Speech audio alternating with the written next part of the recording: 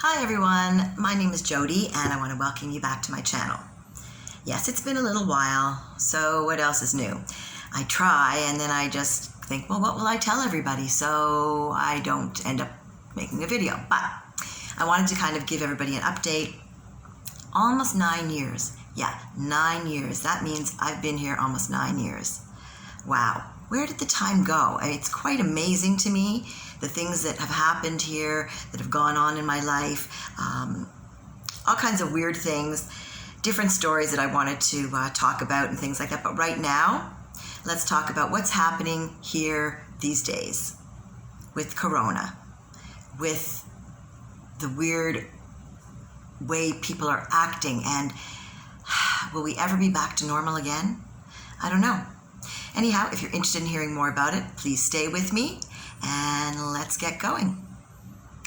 So yes, I've been here almost 9 years, and I will say that first of all, people immediately ask me, how's your Hebrew?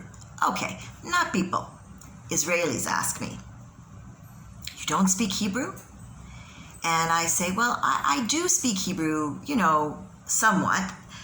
I understand a lot more, and we kind of go into this whole rigmarole, and then I start to think about things that I should start to say when people ask me this question, why don't I speak Hebrew? I mean, I'm not stupid. I've been in classes and been in learning situations where I've been with doctors, lawyers, and they've quit the class, gone again, couldn't do it. It's just a really difficult language to learn, and I think it depends that it's totally on the age that you get here. So like I've told you before, my son, he came when he was 13, and he speaks beautiful Hebrew. I mean, he's really, really very good. When he went into the army, originally when they meet them like a year before they go into the army, they talked about maybe he should take some quick lessons or something, but by the time that year passed by, they said, no, you don't need it. So children in general learn very quickly. It's not just one of those things that people say. They actually really do. They learn quickly. They're thrown into school. They're their friends. Everybody just seems to speak the language, and they learn quickly. And I'm so grateful. I'm a little jealous, but I'm really grateful that he has learned it and it's not been tough for him. So why haven't I learned it? I don't know. Don't practice it enough. I say, all my friends are mostly not Israeli, or not Israeli born anyhow, and a lot of English speakers, and those are the people that I end up talking to. As a teacher, when I'm working, I am teaching Arabs, and I'm teaching them English. So whether they're young kids or they're adults, they know maybe a little bit of English, but I'm teaching them English. It's really important to them to learn, and they really, really, it's interesting for them. They really, really want to get the hang of the English language. So I appreciate that, and I hope that with all of that's going on with the COVID-19, that I'll get back to work soon. It's been almost 5 months since I've been out of work. Now, how am I surviving? How do people survive when you have no money coming in? It's not easy, but I happen to be very, very blessed, and I have an ex-husband, and he and my son even a little bit. They help me huge amounts. I don't know what I would do. I always say, well, I'd probably be out in the street with my animals. Well, maybe I wouldn't be out in the street because I'm sure I would have friends that would take me in. Well, maybe not because of the animals, but I mean, I know I wouldn't be exactly on the street, and I wouldn't have a situation where I'd have no food, but I'll tell you, by the end of the month, it gets down to very little food. So where is the government in all of this? Good question. There is something that is called Bituach Lumi, and that's like an insurance type of thing, and for unemployment, they cover you for that. And my ex is disabled, so he gets a certain amount, and it's kind of considered one of the higher amounts because of his situation. And because of that, he shares it with me, and he helps me out a great deal. Even when I am working, of course, I can pay for more when I'm working, but he does help me out, and he gets the money. I could get more money. No, I wouldn't say more. I could get my own money, but it would come out of the lump sum that he gets. It's complicated, but basically we're doing what we think is best for us as a family, even though we're ex. Well, he's my ex. What can I tell you? We're still family. We're family, and I'm so grateful for that. Most people don't have this situation where they have somebody that is their ex and they are so close to them. And we spend a lot of time together, and he's a great guy. And my son adores him. You know, he really, really does. And he adores my son. They are definitely, I mean, Noah is blessed. He's got a father in Toronto, and so he's lucky to have two dads. Anyhow, yes, getting back to the situation of no money. It's really, really tough. I feel horrible taking money from somebody that I know really could use the money, but I don't really have a choice. And I think people know that during all of this, you don't have a choice. You're not going to find a job somewhere else. And if you do find a job, you could be out of it the next day because they could decide to close down whatever you're working in. At this point, I'm hoping that come September, all children will go back to school. And once the children go back to school, I will have a job. And I'm just praying that that is what happens, because although don't get me wrong, I like going to the beach every day. Well, almost every day. I mean, sitting on the sand and feeling the sun, and oh, it's beautiful, the Mediterranean Sea and all of that. But then there's always this thing right there going, don't relax too much. You know, you should be working. You should be working. So then I feel guilty, even though I know that this is something that I have no control over. It's horrible to not have control. Anyhow, I try to do things like visit friends. I have a number of friends that are maybe a little bit older than me, and they're sick or whatever. I'm going to try to make sure that I visit people more. I'm going to try to make some more YouTube videos and really concentrate on growing my channel and do things that I can do during this time, because I feel like I need to do something. And just doing nothing, I'm not good at doing nothing. I'm not a person who likes to just sit around. That's why I have a hard time relaxing in general. I don't sleep well, and so what happens the next day, I walk around, people go, oh, you're tired. I'm like, yeah, I guess I'm tired, but it doesn't matter. It doesn't really help me sleep the next day, and I'm not taking any sleeping pills, because when I did, it was bad. I just did not have good reactions, and I've tried a few, so what can you do? Anyhow, I do get a lot of things done at night, and I appreciate that I can, because when you live by yourself, you can turn on the lights and you can make videos and you can do what you want and you can do the dishes or do art or whatever the things that you like to do. I do in the middle of the night. Anyhow, I take a look at things and I think, you know what? Okay, almost 9 years. Let's regroup it and think, what has it been like in my life to pick up and leave from Canada, Toronto, a great city. My family's there. Some of the kids were young, and I really miss kind of watching them grow up. But they did. They're growing, you know, and what can you do? I get pictures every once in a while, and, you know, I just feel like I don't have the relationship with them that I would like to have had, and it's sad. But I'm here. I love Israel. I was never one of those people that was like a Zionist from like, oh, I can't wait. When I get older, I'm going to move to Israel. It didn't happen like that for me. It just kind of came about. People say, why did you move to Israel? And I say, well, wanted a new start, wanted to be somewhere warm all the time. I hate the winters. And wanted to be amongst Jewish people. And there is a mix here, obviously. There are people that are not Jewish. But we also, I mean, listen, there are wars, and a war can happen at any time, and that's something that you have to kind of learn to live with. You can't drive yourself crazy about that kind of stuff, because otherwise you will be on edge all the time, and nobody needs to live like that. I really find that I don't think about that kind of stuff. You know, we all seem to kind of get along when you're, like in Nahariya where I live, Arab, not Arab, Russian, whatever. Everybody seems to kind of just get along fine. We all live together here and no problem. I'm sure that there are cities where there are bigger problems. But in a small city, which is one of the things that I love, is that I love living in Nahariya because it is a small city.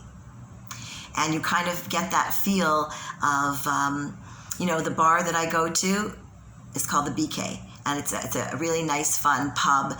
And they have this area where musicians can come, drop by, and just start playing, and a number of people will get together, but they always come like about 11:30, 12 at night, so you have to kind of stay late. Not a problem for me when the bar is open, but the bar is not open now because they closed the bars again. They had opened it for a little while, and it was great because it was kind of like, you know, Cheers, where everybody knows your name and you know the same people, and it's just fun. You go there and you know everybody, and it's like old home week, and you just, you just have fun and you feel safe. And I feel like it's a bar that I can go on my own and I don't have to worry about trouble or weird men or anything. There's enough people there that I know that I'd say maybe 5% or 10% of the people that I wouldn't know, and they usually are younger kids and they go upstairs and hang out there.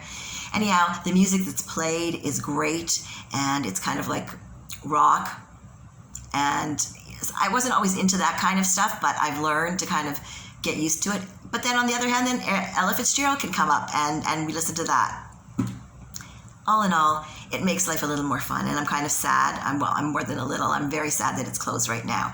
Hopefully, it will get to be open again. I feel so bad for the people that are in businesses that keep being closed. How do people survive? It's crazy. And they still have to pay the taxes on the places that they are renting for their businesses. It's really hard, and I'm sure it's hard everywhere. Can you imagine when you think about it? We are in a pandemic. This is not something that's just affecting Israel or North America or China or Italy. It is the whole world. We're all in the same situation. I never thought in my life that I would live to see something like this. Whoever would think that, I'm working so hard and everything's great and I'm just could use a break, and then all of a sudden, you get a break and the break doesn't end. Wow. Be careful what you wish for, because I was I was so exhausted, so many hours traveling, and then all of a sudden, okay, everybody stay home, and now you can't go out of your house. And now Israel was one of the first countries to kind of be in control and open up everything a little too quick, and now we're in trouble again. And I guess there's almost 2,000 cases a day that they're finding, whereas somewhere like Toronto that kept closed for a long, long time, 10, 15 cases a day. So I don't know what's better, that we got open first and got back to normal a little bit quicker. And then I say normal. Is it normal that we walk around wearing masks? I hate those masks. It is so hot here. It drives me crazy. But I still wear a mask. I lower it when I'm on my bike, because I ride my bicycle everywhere, and it's really just horrible when you're riding. And I figure there's nobody going to be in my space when I'm riding my bike. But as soon as I get off, the mask goes on. And I've watched all kinds of studies on the masks and whether you should be wearing them, shouldn't be wearing them, and if they're good for you or bad for you. And I figure, you know what? All these years, doctors have been wearing these surgical masks, and they are here to tell the tale that this is something that is a good thing. Now, if you don't have corona, should you have to wear a mask? I guess so, because even that little bit with washing your hands, staying home most of the time, social distancing, and wearing the mask, it's going to make you safer. And the fact is that if we do have corona, there's an incubation period where we don't even know if we have it or not. So I guess we need to wear a mask, as much as I hate it. There's so many cute masks around, and you can wash the cloth masks all the time, and there's great stuff out there, but I have a plastic visor one, and I have a cloth one, and I have the blue surgical masks, so I can rotate depending on, how I feel that day or what I'm wearing. I don't know. It's crazy. I really start to wonder, will things ever get back to normal, and when will that happen? It just feels like there's no end to this. Do you feel the same way? Do you think that there's an end to it soon? Leave me a message. Tell me what you're thinking. I'm really curious to see, am I sitting alone here going, it's never going to end, and I'm never going to work again, and how am I going to survive, and all that stuff? Or I think, well, you know what? September, October, maybe by then, if we're really careful, we'll be in better shape. But when will it ever fully go away? Then I think to myself, you know what? There's been just probably over 400 deaths. I haven't checked lately, but it was around 400. We're about 8 million people here. 400 deaths is not very many deaths. I mean, people get hit by cars and whatever, have the flu and all kinds of different things, pneumonia, different things that people will die from. Older people that have complications. Do you shut a country down at 400 cases? Well, okay, fine. So now we have almost 2,000 cases a day. But how many of those people are really, really sick? How many people have symptoms? How many people are actually going to die from it? Is it the same as a flu, that one day we're going to actually see this vaccine? and it's going to be a good vaccine that's been tested and tested, and we know that it's not going to make things worse for people. I mean, that's the most important thing, right? We're scared because if these vaccines come in, yeah, I'll be getting a vaccine for sure. I want a vaccine. Anything that's going to make us better or safer, but who knows what these vaccines are. I'm like, could you test it out on like some people in another country? I don't know. Just joking. But I mean, really, they have to test it out and make sure whatever it is, whatever the vaccine that comes the fastest, the soonest, the best, let's make sure it's safe for everybody and we don't get ourselves in trouble. I have to believe that the governments will look after this. I hope. And I just hope that everybody stays safe and stay home as much as you can. I know it's horrible and it's summer and everybody wants to go outside and the days are longer and everything. But even if you have a few people over, social distancing even then is important. You know, when we go and we sit for our Shabbat dinners, we go and we sit around the table and there's only about 4 or 5 of us and we literally sit with 2 seats in between us, even though, you know, we all have been around each other on a regular basis. But then during that week, I don't know who else that person is seeing. So yeah, let's stay safe. Thank you so much for watching. Write me. Tell me what you want me to talk about. I really would like to talk more about what it's like living in Israel and what it's been like for me making Aliyah. And I know that the one thing that has gone on a constant is there are still flights coming in from New York where people are making Aliyah. It has not stopped people coming to live in Israel. They are quarantined when they get here for 2 weeks, and then I guess they are moving to their new homes, wherever that would be. But that's an amazing thing, that's something that never stopped. Never, ever stops. People that want to live here find a way to live here. And I think that's what Jews are about. Building a strong nation, being together, and believing in each other and being there for each other. And I think that countries in general can learn a lot from that. Yeah, people fight and people are noisy and people yell at each other, and the same person who's going to yell at you to get out of their way because they were in line first or whatever is then going to invite you home, make you a coffee and some, whatever they're going to feed you. They're going to ask you to come back. And I mean, it's a very strange place in so many ways. And I guess I'd like to kind of talk more about that. What the people are really like here. What is it like when you move here from, most of your life being lived in another country where things are really different? And if you want to know more about what it's really like here, what the homes are like, I can, talk to other people and do some interviews with some friends and things like that, take you to their homes. Let me know. I'd love to show you around different homes.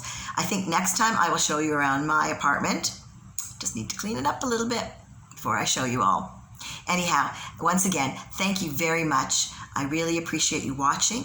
And like I said, write me if you have any questions. And please, I really, really, really would appreciate if you would be a subscriber of mine. And if you want to get notification, there's that little bell that you click on, and that will notify you when I have videos coming up. But even if you don't click the bell, please subscribe and like the video. It really would mean a lot to me. Thank you guys, and stay safe and have a great rest of the summer. But I'm hoping to be uploading a video again in the next few days. Thank you. Bye.